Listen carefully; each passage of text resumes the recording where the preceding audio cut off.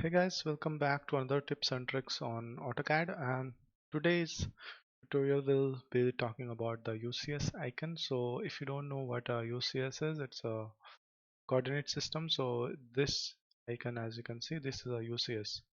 And in case if this is not available to you, let's say you are gone for an interview and the system does not show you UCS, you can turn it on and off by using this option.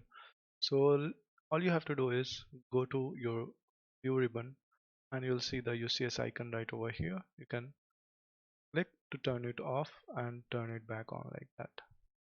So very essential if you are modeling something and by mistake it's shows that it's off and you are wondering where your UCS is, or maybe you are on someone else workstation and you don't know where your UCS is. So very handy, very useful tool. All you have to do is go to view, and from this UCS icon you can switch it on and off.